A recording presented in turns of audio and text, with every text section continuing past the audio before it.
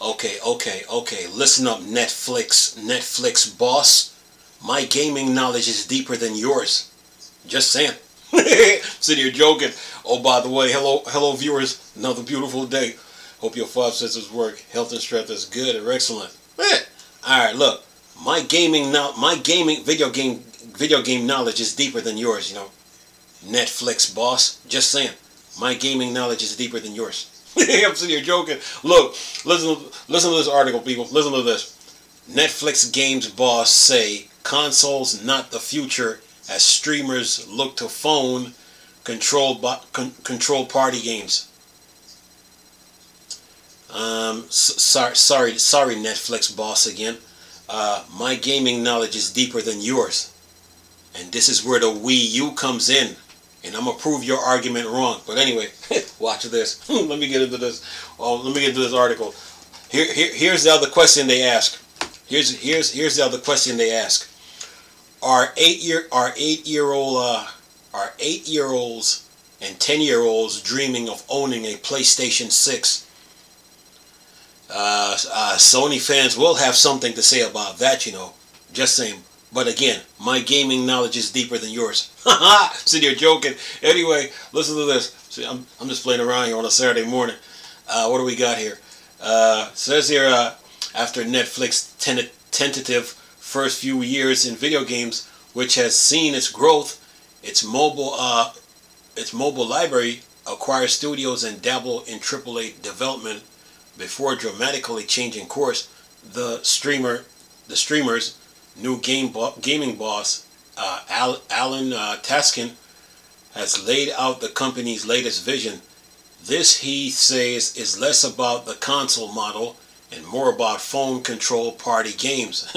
Taskin, a 30-year industry veteran who most recently served as executive vice president of game development at Epic Games Store, joined Netflix last July, taking over the role from Mike Verdu, who briefly transitioned to Vice President of Generative AI at Netflix before departing the company. And with 9 months at the streaming service now under his belt, Taskin recently outlined his vision for Netflix gaming at this year's GDC. As reported by the game business, that vision takes four-pronged approach, focusing on narrative and transmedia projects on big mainstream IPs and being a trusted destination for families on party games played on TVs using mobile phones as a controller. Anyway, it says here, the latter, as Taskin sees it, is Netflix's attempt at Wii-style industry disruption. I love the Wii, he told the game business. I am very vigorous about lowering the friction and eliminating it if we can. I see that the subscription is friction as well. Maybe good friction because it makes business sense, but the other friction is having enough controllers for families having a piece of the hardware that might be experienced. Waiting for a game to download, I am looking at all the obstacles and asking if we can reduce them as much as possible. As such, it's perhaps not surprising to hear Taskin dismissal of classic console models. When it comes to consoles, we start to look at the future where the platform is agnostic. He said, look at the younger generation. Are 8-year-olds and 10-year-olds dreaming of owning a PlayStation 6? I'm not sure. They are wanting to interact with any digital screens, whatever it is, wherever it is, even in the car. Which with consoles, you're thinking about high definition. You're thinking about the controller. If we look at this older model, I think it will restrain us. Taskin also seems unconvinced classic console style gaming have much value for Netflix, which might go on some ways to explain why streaming service recently called staff at respected Oxenfree developer Night School Studios, and why it closed its high-profile AAA studios before it could release a game last year. Does it really need to be these super complicated RPG-style games? he positioned to the game business. This is a piece of for them for sure, but this is for me. This is what's interesting. What we do, we give Netflix subscribers, and in what way, so they can enjoy and engage with games over and over. The answer to that question is apparently party games. I believe we can give instant fun using the phone controller as a very innovative controller. Taskin explained, on every phone you have a gyroscope, you have a microphone, you have a speaker, you have a touch screen. If you give that to creative people, why do they do? What they do, they do. Whether you're alone or with 2 people or 20 people, why not? Can we do something really engaging? Then he says, we need to push the vision more than anything else and try to disrupt. He continues, because I believe the threshold you needed to hit for people to be entertained by games is very high. In terms of disruption we can bring, distribution is one, and the other is the phone as a controller. Communication between the phone and the TV, the IP, the transmedia aspect. I don't exactly, he says, I don't know exactly which one will work, but we have a few cards to play that are very unique. And then he says, we have some very special competitive advantage. Taskin added, we've just scratched the surface. For instance, for Squid Games, you watch the show and you unlock some currency in the game, but that's just the beginning.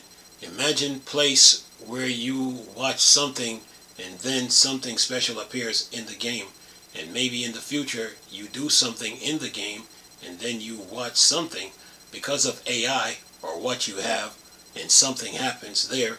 We have a lot of things that we can imagine and reimagine. No matter how Taskin's vision of mobile-driven party games, unlockable currencies, and AI or what have you pans out, he insists Netflix is in the gaming business for the long haul. If you look at our 2 co-CEOs and look at where Netflix was 10 years ago in terms of their core business, they know the path of being stubborn, hardworking, innovative, having a vision, and going after it. I believe them when they told me that gaming was important, because if Netflix want to entertain the world, then there's no way around it. We need to be in games. When I look at these 2 leaders in particular, I believe in their full commitment. And that is the end of the article. Well, but I'm going back to what you said in the title. You're talking about, you said consoles not the future, as streaming looks to phone controlled party games. Well, I got news for that statement. You're wrong on this, and here's why. Here we go again. You talked about the Wii in the article, but you're forgetting something.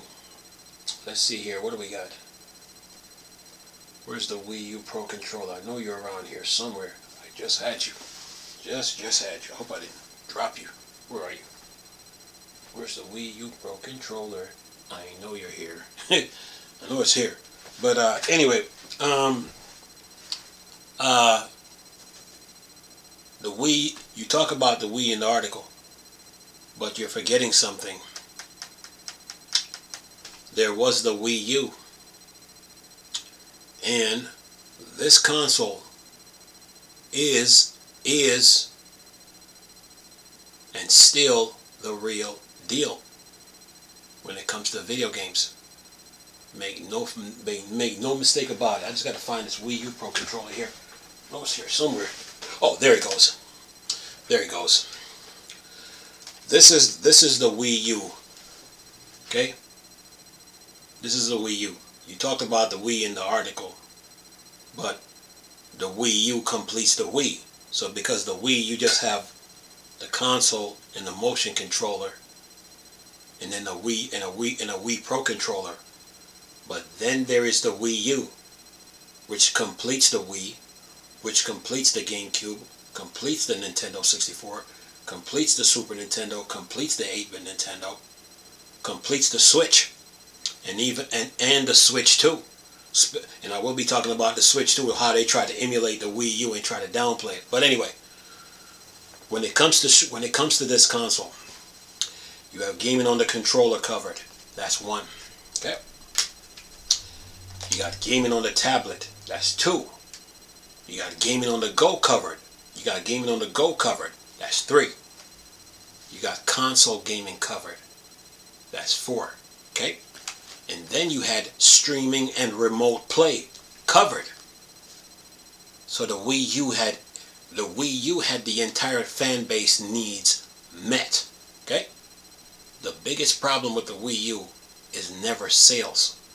The biggest problem with the Wii U is that Nintendo themselves created a problem. They had a handheld which was using cartridge, which was the 3DS, and then you had the Wii U. And most gamers cannot explain this console. Okay? They can't explain it. They tried. They had everything covered with the Wii U. So with the Wii U, you just had the 3DS, and then there's a Wii U that was CD. They were using two. They were trying to serve 2 different formats. They had 2 things that actually they were working on 3 things. They had the 3DS, the Wii U, and then there's a virtual console. So with the Wii U, the entire fan base needs were met. When Nintendo built the Switch, when Nintendo went and built the Switch, this is a Wii U, they lost a lot of those features. Okay? So now fast forward now to the Switch 2. When there was news that broke about the Switch 2 having 2 USB ports, I caught on to it. I saw what they were trying to do. They were trying to bring the Wii U back. Okay? They were trying to bring the features back of the Wii U. So they got this little C button, but they got 2 USB ports. You know why? Because with the Switch, with the original Switch, they never had functionality and utilization of video games. So with the Switch 2 now, they're trying to bring this back. So it goes back to what I said months and weeks and even years now, that the Nintendo Switch should have never been built. The Wii U had the Nintendo fan base needs met. So when you say streamers look to phones, you say consoles not the future, is not the future. Well, video games, in video games you need video games need 3 things when you make it: CPU power, GPU power, and RAM. Okay, those stuff about FSR, Intel XeSS, ARMs with their upscaler, NVIDIA with DLSS, ray tracing, path tracing, that's just icing on the cake of video games. Okay, so consoles is not going anywhere. If anybody thinks consoles is going to be just disappear, they're still going to be here. But the whole point of me using the Wii U is that Nintendo had the entire Nintendo fan base needs met with the Wii U. They were being stubborn because all they had to do was get rid of the 3DS, get rid of it, and focus on the Wii U and the Virtual Console. The only thing the Virtual Console was really missing was the GameCube. And that was it. Has nothing to do with sales, has nothing to do with marketing, and that commercial failure statement that they threw out there, and that a lot of YouTubers fed off of, and they never studied the Wii U. And when they make videos, it's always agree to disagree. All they had to do was put the only thing they had to do was focus on the Virtual Console and the Wii U, and that was it. Had nothing to do with sales. So now, consoles is not going anywhere.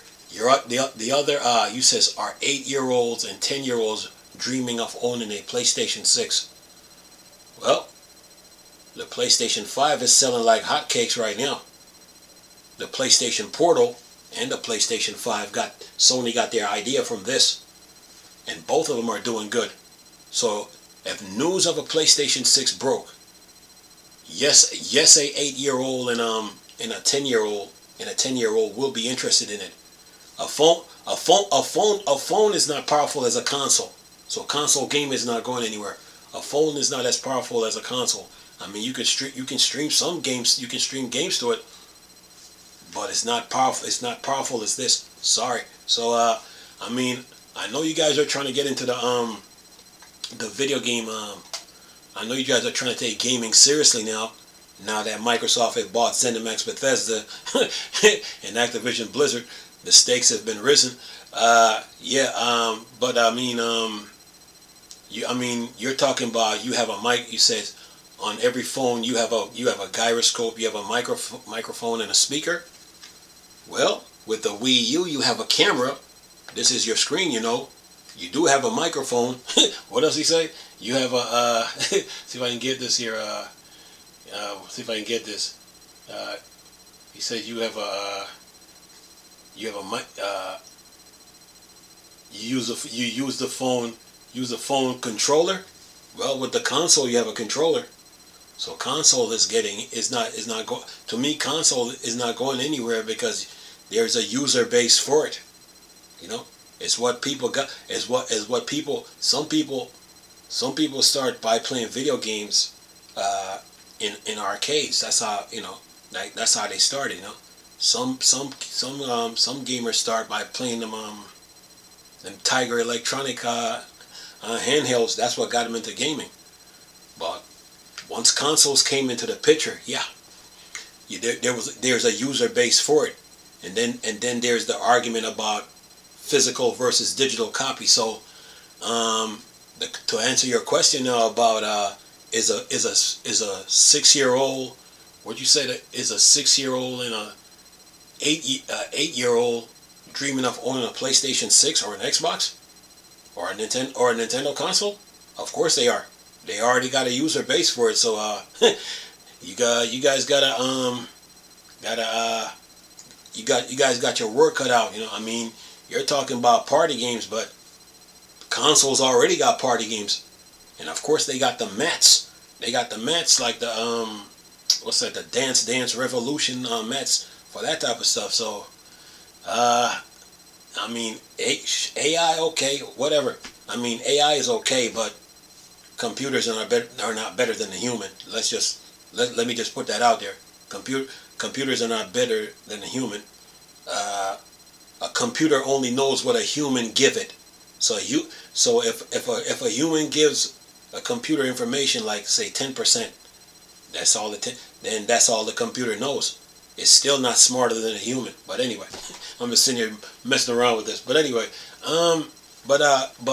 consoles is not going anywhere, man. When Nintendo came out with this, they should have stayed with this. Okay? But they decide now to go down that road, and they went and built the Switch, and they sold all those Switches. But there was a lot of things missing. They can't utilize the games like they had it on the Wii U. So guess what they're trying to do now? They're trying to bring that dual screen feature back with the C button and plus the 2 USB ports on the Switch too. Okay? So yeah, but as far as this article goes, I mean, Netflix trying to get into video games right now, trying to take gaming seriously. It kind of reminds me of when Valve used Arch Linux for the Steam Deck, and then all of a sudden Ubuntu started taking gaming seriously. But they're trying to take gaming seriously right now, trying to find a niche. That market is competitive, especially when you got like you got Game Pass, you got Steam, you got Amazon Luna, you got Amazon. It's very, very competitive. Of course, you got Sony and Nintendo. So that market is competitive, man. But as far as like using your phones to play video games, I mean, using your phone to play video games. But this, man, a lot of gamers, they grew up on using a controller and all that. So, and they grew up on consoles, you know. So, you know, console gaming. This notion that console gaming is going to disappear, and then you had Microsoft try to push make games all digital. Not the gamers will always have something to. Gamers that buy consoles will always have something to. Will always have something to say about that. So if Sony's coming with a PlayStation 6, coming with a PlayStation 6, with the Portal again, coming with the PlayStation 6 and the Portal. Then a 6-year-old and a what'd you say, a 6-year-old and a 10-year-old will what's that that's what he say? He said a 6-year-old and a 10-year-old will be dreaming of owning a PlayStation 6. Yeah, it's Sony.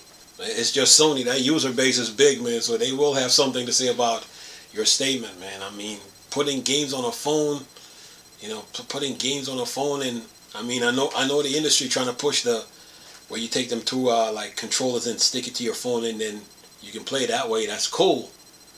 But that home console experience, man, it's unmatched, man. So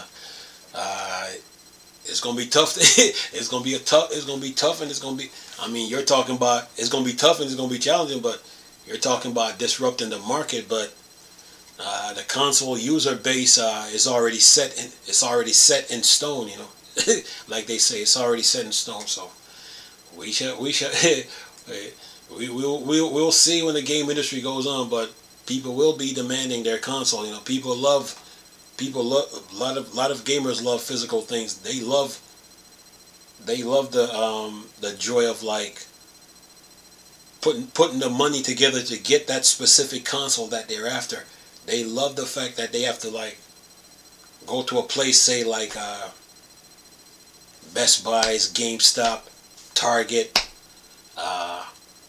Walmart to go get a console. They love the journey of that, going to that. So you try to disrupt that by saying like, well, people are just using their phones and playing video games, and nah, I mean that might be good. That it might be good for for a while, but this console experience, nah, it ain't going nowhere, man. I mean, Microsoft was really trying to push this all digital future, and even they had to come on and say that, okay, when they saw the PlayStation user base, they like, so yeah, it's gonna be tough, man. I mean, yeah, because gamers they love owning these consoles, man. They love owning them, so yeah. But you're going to. I would say you could talk about bringing. I mean, Microsoft brought Xbox to TVs. Microsoft brought Xbox to TVs. I think Samsung and I think LG. I think and I made the joke saying Insignia is next. Microsoft brought Game Pass to TVs. But that console experience, man, is unmatched, man. You know what I'm saying? I mean, you have PCs and you have laptops and you have portable PCs now, but gamers that grew up on consoles will have something to say about all this. So yeah. Anyway, but that's just my thoughts on it. I just give you my little thoughts on this. I could go more into this, but. Yeah, I mean, playing games on the phone, that's cool. Microsoft started when the Xbox One came out. Microsoft tried the